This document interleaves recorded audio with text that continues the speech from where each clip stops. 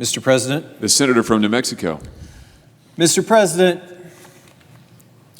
I rise today as more than 220,000 Americans are dead from the coronavirus.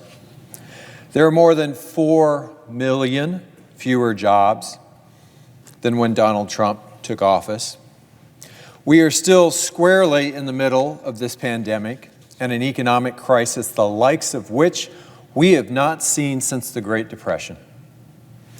In recent weeks, cases of the coronavirus have risen dramatically in my home state of New Mexico and frankly across the entire country. Everyone is rightly worried about whether our schools and our child care centers and our small businesses can acquire the resources and the equipment they need to reopen safely. We still don't have enough resources or even a national plan for testing and contact tracing, much less for treatments and the eventual nationwide distribution of a FDA-approved vaccine that would allow us to finally get a handle on this virus. And if we don't pass real economic relief in the coming weeks, many families in New Mexico will face desperate choices between paying their bills, keeping a roof over their heads, or putting food on the table. And yet, here we are, using valuable time on a Supreme Court confirmation process that should have never been taken up before the election.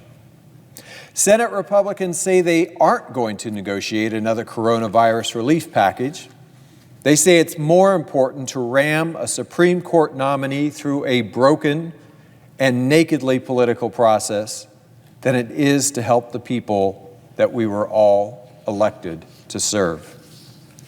Clearly, nothing, not even the lives and livelihoods of the American people, will get in the way of their power grab designed to reward their biggest donors and the most extreme interests.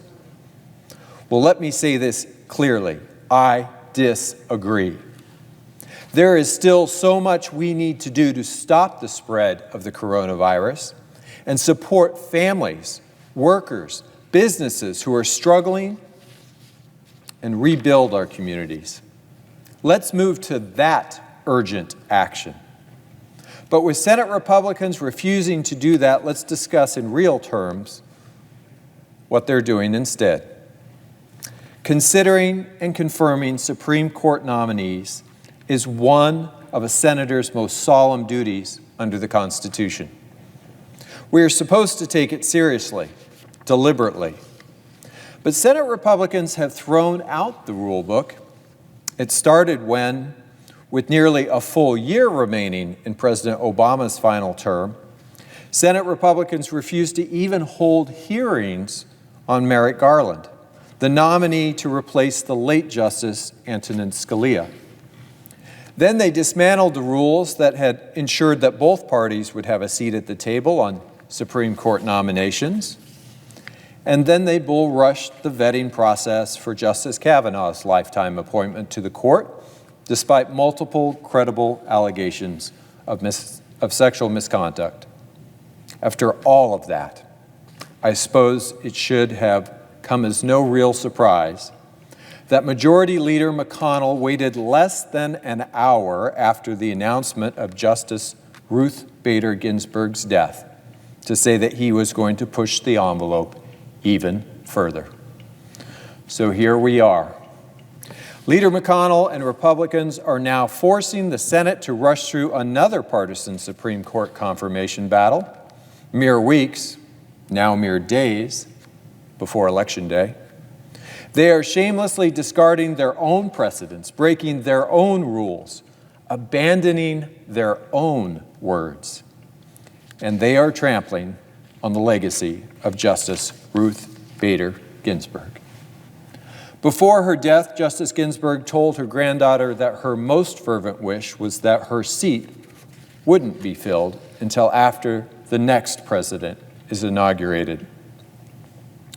Justice Ginsburg served on our nation's highest court for nearly 3 decades and worked for decades before that to move our country's laws towards greater equality. She understood that the American people must trust that the Supreme Court justices are acting above the partisan politics of the moment. The next presidential election is now less than 2 weeks away. Millions of Americans have already voted for their next president and their next senators. I believe that these Americans deserve a voice in this process. In the words of Majority Leader McConnell himself, as reported in the Washington Post on February 18th, 2016, quote, "Given that we are in the midst of a presidential election process, the American people should seize the opportunity to weigh in on whom they trust to nominate the next person for a lifetime appointment to the Supreme Court."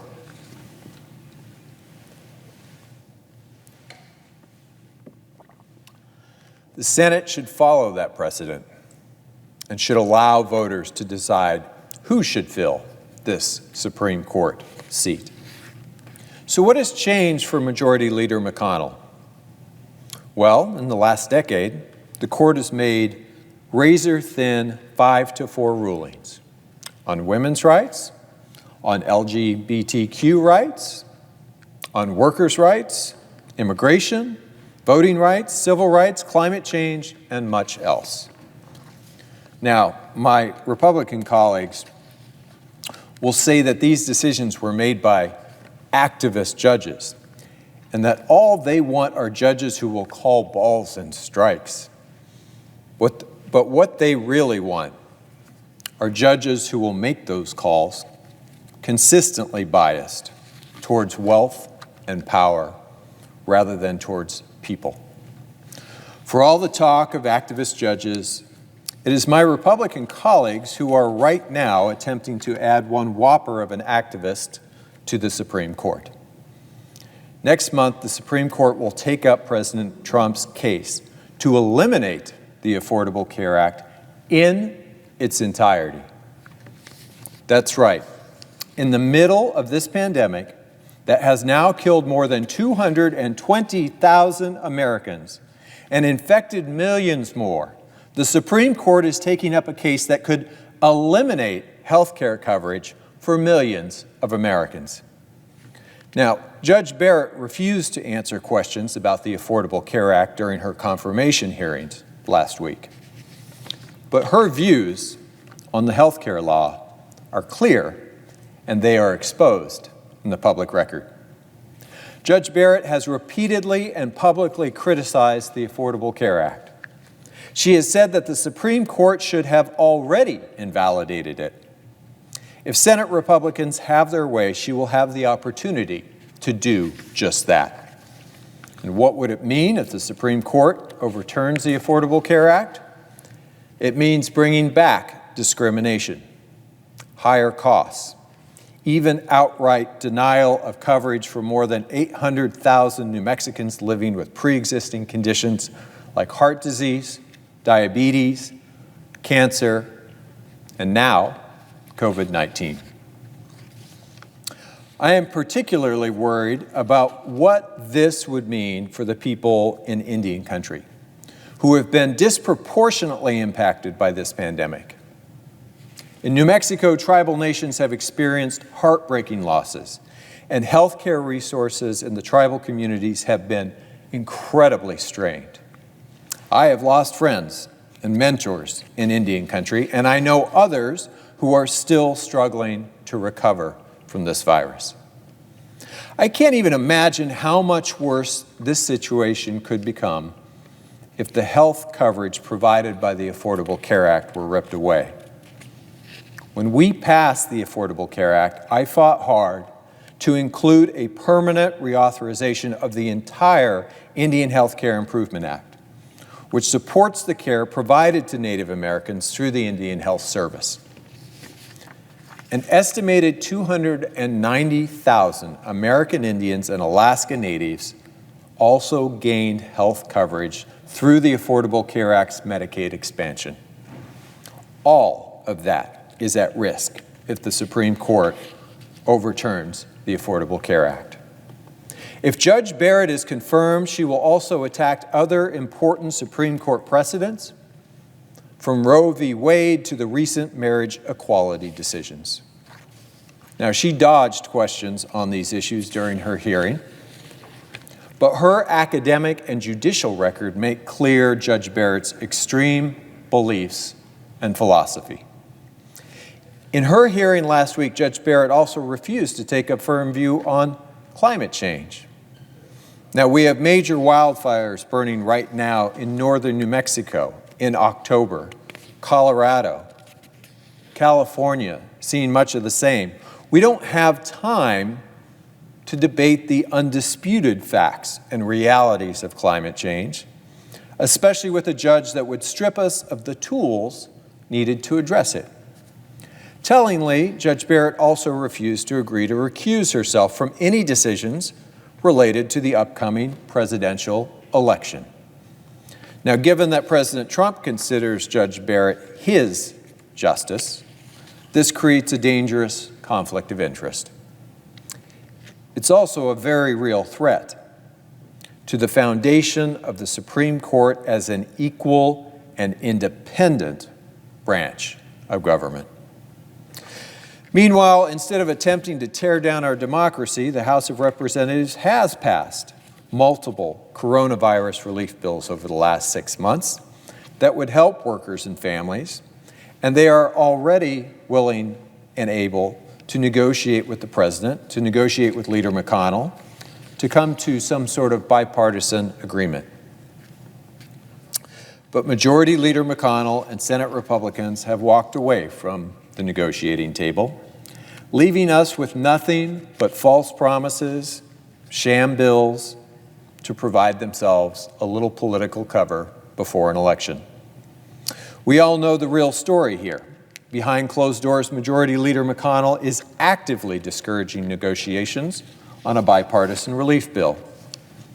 Let me say this to Majority Leader McConnell and all of my Republican colleagues. If voters re-elect your Republican majority and President Trump, there will be plenty of time to move forward with a real and legitimate Supreme Court confirmation process. Right now, we should be focusing all of our energy on delivering the aid that Americans so desperately need. Protecting the health and the economic well-being of Americans, that is what our country expects of us. That is our duty. Let's get to it.